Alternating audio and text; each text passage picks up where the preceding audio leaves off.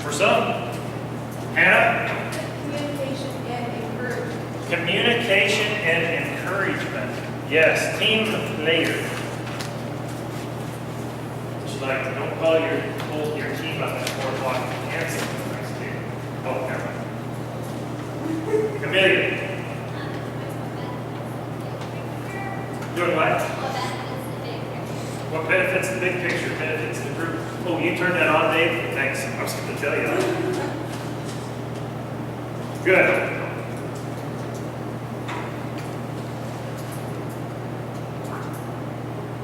Great. You on a team? You on any teams? Yeah. What's it take to be a team player?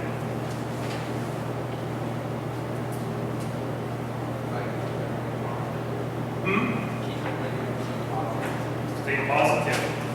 Even maybe somebody has a bad day, you gotta help them out. Yep. So it's enjoyable to play next to somebody that gives 100%. We all play games sometimes. We do stuff with sometimes because as people are learning. But isn't it what? Isn't it enjoyable to be on a team when everybody on the team knows what they're doing? And so that should help us out. I mean, it's just fun. I mean, yeah, I take people fishing sometimes and get all tangled up in the bushes, but you know, it's quite enjoyable. So, you know, when you go and then everybody knows what they're doing, and they don't get tangled up so much. So that's what we hope to be doing here, is preparing our team to go, and we'll all have more fun because you know we're gone for about 10 days, so we might as well be having some fun. Important parts. Giving you the best, following directions. Some important parts of being a teamwork. Giving your best, following directions, sharing the workload. Some of you are on this trip, I'm going to tell you right now, you are not going to feel like sharing the workload. Just tell you that, and you'll find out who you are when we get there. But if you know it now, maybe that'll help out a little bit. So when you start going that direction, you'll realize it. Because there's going to be a time when you didn't get any sleep the night before, and you're tired, and you're hot, and then the bugs come out. And there's going to be every excuse in the world not to get out of the shade and pitch in. But there's going to be a time we need to. Okay? There's going to be a time when the bus breaks down and you got to hike 3 miles. You know, you just got to do it. So, just know it now, so that hopefully you can recognize it. You'll recognize the situation. Wait a minute, there's 3 of my teammates out there. I'm sitting over here in the shade, drinking iced tea. I don't know if they have iced tea in Peru, by the way, but they don't. You can introduce it. So, recognize the situation and jump in. If you're sitting with a buddy and you recognize it first, say, hey, let's go give him a hand. It's important for any team to be successful. Now remember, a few of us have never played on a team where we live and work 24 hours a day with the same person. Some of you are on a sports team. That person that annoys you, you get a small break from it. Okay? This team is going to live and eat and work 24 hours a day for a little while. Okay, so all that stuff you know about teamwork, you're going to need to multiply that by 10. So how do we get in shape? First off, good coaching. And I told Daniel came up this weekend to help me Saturday. Of course, we had to pour some big pump housings. And I told him that I said we have our leaders this year are in better shape, better leaders than we've ever had before. Well, he was kind of a little bit disappointed for me to tell him that, being an actually group leader. But I assured him it wasn't all them. Believe it or not, we're getting better at coaching too. We're getting better at doing this too. So we're getting better. You guys are getting better. I mean, the team we have put together here truly is the best setup we've ever gone forward with. So how do we get in shape? We got good coaching. We got right attitudes. We're starting working on our attitudes now. We'll remind each other on the way over. Now let me say, that, where's the coaching? Let me test somebody who wants a possible chance to answer a question and fail. Where's coaching come from? Matthew? Where are you going to get your coaching? For this. Oh no, we're out there working. You're hot, you're sweaty, you're working, and somebody comes up and coaches you. Who's it going to be? Well, it might be you, it might be whoever's in charge. Okay. And it might be somebody that's not in charge. Because Ethan here might come up and offer you some coaching. He might be good at something. And you got to be willing to learn a different way to hold the shovel, a different way to exceed it. I think we all know bear in a bucket. But there might be another way. And he might be offering coaching. Avery here might come up and give Haley some coaching. And Haley's response is what it's going to be. If it's nothing else, even if you're really mad at Avery right now, the minimum will be, thank you for the coaching. That helps you get going into the right attitude. Now, depending on how you say thank you for the coaching, we'll know what you really mean. Go away. So let's be willing to take some coaching from any of us. And you guys are certainly in a position to give me some coaching. If things go wrong and you see my temperature go up and things aren't going according to the schedule, some of you might recognize, because I've shared some of my weak points, to come up and give me some coaching. Okay? So don't be afraid of that. You'll still get doing that, right? Maybe. So how are some of the ways we've been practicing playing as a team here? Anything, Teresa? Yes? Just church service. Church service. We had to be a team to do that because some of us, like me, didn't even know what was going on.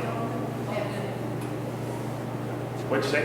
So we all knew about the same amount, none of us knew what was going on. Oh, I thought one of you guys was in charge. Yeah. Awana Games, a little bit of that's opportunities for some coaching. We played together there, morning worships, and we've done some service projects in the past. Hey, they're not here anymore, so I can share their names because Dave won't tell on me. Some of y'all helped move some folks to Cheney, and I think they're not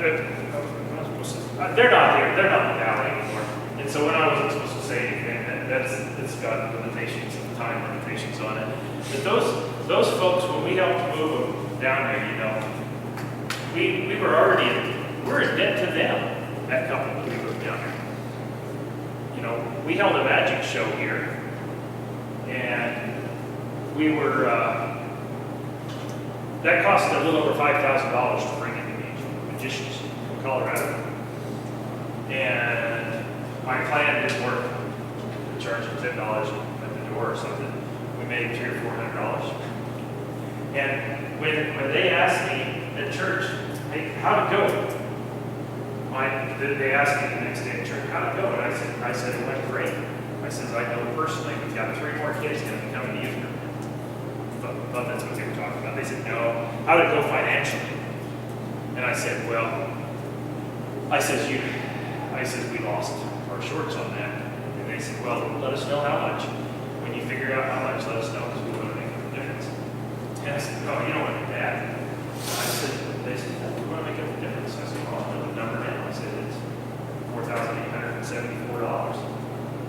And before we got done fellowshipping downstairs, they handed me a check. Well, when some of you guys came together to help them move to Cheney, I told them not to do nothing, but they supported our youth group again at $3,000. And for our Peru trip, they just sent $1,000 to support our Peru trip. So, service projects. I got sidetracked, but I wanted to tell you about that. You never know where the support's going to come from, and the people that you're going to bless along the way. Can somebody read Romans 12 for me? Yes. Please do so.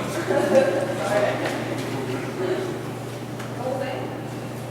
Yes. If you get tired, take a break. Joey will take over. Okay. Therefore, I urge you, brothers and sisters, in the view of God's mercy, to offer your bodies as a living sacrifice, holy and pleasing to God. This is your true and proper worship. Do not conform to the pattern of this world, but be transformed by the renewing of your mind. Then you will be able to test and approve what God's will is, His good, pleasing, and perfect will. For by the grace given me, I say to every one of you, do not think of yourself more highly than you ought, but rather think of yourself with sober judgment in accordance with the faith God has distributed to each one of you. For just as each of us has one body with many members, and these members do not all have the same function, so in Christ we, though many, form one body, and each member belongs to all of the others. We have different gifts according to the grace given to each of us. If your gift is prophesying, then prophesy in accordance with your faith. If it is serving, then serve. If it is teaching, then teach. If it is to encourage, then give encouragement.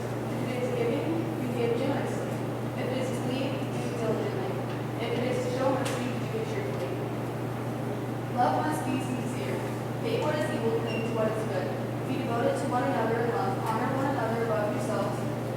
Never be lacking in zeal, but keep your spiritual fervor serving the Lord. Be joyful in hope, patient in affliction, faithful in prayer. Share with towards people who are in need. Practice hospitality. Bless those who persecute you. Bless and do not curse. Rejoice with those who rejoice. Mourn with those who mourn. Live in harmony with one another. Do not be proud, but be willing to associate with people of low position. Do not be conceited. Do not repay anyone evil for evil. Be careful to do what is right in the eyes of everyone. If it is possible, as far as it depends on you, live at peace with everyone. Do not take revenge, my dear friends, but leave room for God's wrath, for it is written, it is mine to avenge, I will repay, says the Lord.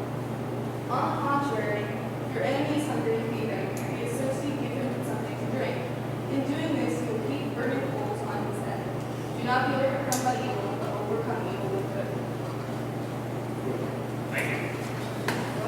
If you couldn't hear Hannah, if you found yourself, you started daydreaming, I'm asking you right now to take a note of this lesson and read chapter 12 when you get home tonight. Would you just read chapter 12? You're going to talk a little bit about it. We're going to break up into small groups, and you're going to cover how are our relationships to one another described in there in verse 4 and 5. How's our relationships described? You're going to discuss in 6 and 7 what are the gifts that you can bring to this team. And if you're shy, maybe your partners can be helping you out. Maybe some of us you can recognize other gifts. In 9 through 21, there's about 25 different commands for spiritual teamwork. You're going to write out some of those. So leaders, I put down my opinion of what I found on that paper. If you want to refer to that real quick. But I want to cover the last one in the large group instead of the small group. Supporting the adults and student leaders is critical to our success. Okay, there's going to be some times I've got some student leaders that aren't arbitrarily placed in that position. Nowadays, a student leader works. They've completed their lessons. They've read a quarter of the Bible this year. They've met down here every other Sunday for an extra 45 minutes with me to discuss part of it. Besides, we've had meetings over coffee and breakfast and various other things with some of the leaders. Okay, they're not in that position by accident. They can help you. Okay, so I expect you to give them the same respect you give us adults. Maybe not the respect I've gotten tonight in my costume, but normally. So support the adults and student leaders. It's critical to our success. And so you're going to end up jotting down some ideas for support from leaders. So I want to do this one in a large group. You can do the other three in a small group and do your verse. So somebody tell me how you can support the leaders. Yes? Give encouragement. They've also gone without sleep. And while you get to sit in the shade tree, they got to go visit with somebody. Thornton? Be respectful of them at all times. Be respectful. Sierra? Ask Very good. If they ask you to do something, follow through. And the timeline is important too. Okay, so if I ask you to do something, like fill out your registration online with LifeTree. You guys were on vacation, I'm not talking to you. I'm talking to anybody else that didn't have it filled out by last weekend. If I ask you to do something, you got two choices. Either do it, because I asked you to do it before last weekend, and last Sunday I asked you to do it by Monday. Either do it, or do what this young lady did. She came back to me and said, can I do it on Wednesday? She came back, she couldn't do it before then. Came back and gave me some feedback. I know what's going on. Can I do it by Wednesday? Yes, she can do it by Wednesday. Need these passports by this day. Well, you got to get your passports by that day, or you come back and tell me, hey, if I get it by this day and expedite it, would that be okay? You know, give me some feedback. Don't ignore me for a week, because you know what happens? I have to follow up on that. I talked to the LifeTree people on Tuesday, and they told me who wasn't filled in. So then I probably got a lot of emails from this week. I have to send out another email to you and your parents, hey, gotta have this done. I talked to the LifeTree people on Thursday, so missing these three people. Okay, so I have, you know, and supposedly I'm supposed to be doing some work when I'm out in the shop and not working on this all the time. Okay, so you can really help me out by following through. Sorry, that was a good one, Sierra. Thank you. Next, Matthew. When you get asked to do something, do it with a good attitude. Do it with a good attitude. How can you support the adults and the student leaders? Don't be part of the problem. There's a problem. Don't be part of the problem. Be part of the team. That means you're not going to get to do it your way every time. Okay? But you can disagree with the group, but you can't disagree with the group all the time. So choose your times wisely. You're only going to get to a tree. And after that, nobody's going to listen to you anyway. So choose you can choose your times. How about from past experience, past trips? People get tired, they forget. Don't start rumors. Okay? Don't mumble with each other. We're as adults, we are going to make some decisions that you're not going to like. Okay? Come and talk to us about it. We can try to give you an explanation if we're not real busy right then. We can talk to you about it. But what you don't do is get in the shower with the rest of the teenagers.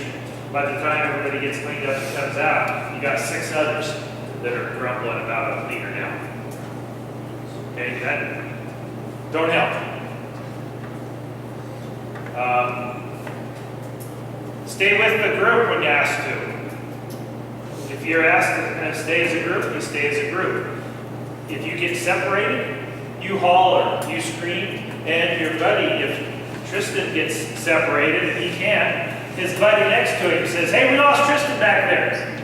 Don't wait till we all get in. I'm speaking from experience from a month ago, okay, so I don't make this stuff up. I'm changing the names. Change the names.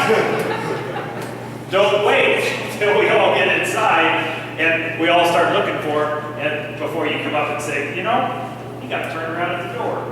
He wasn't allowed in. Well, say something. If you're supposed to stay in a group, stay in a group. If you're supposed to stay in pairs, stay in pairs. If I tell you to stay in 3-person groups, stay in 3-person groups. Okay? If one person gets tired, guess what? The other two are going to have to slow down and wait or carry it. And so listen to directions. And don't become smart at the border crossing. Just answer the questions. Don't try to be the smartest person on the block. Okay? Let's break apart into your small groups. Cover those 3 questions. Recite your verse all in the required amount of time. So, verse Romans 12:45. That is correct. So, Jill's sitting right here. Teresa's sitting over here. When you go to Canada, Dave is sitting back there. Sue's in that corner.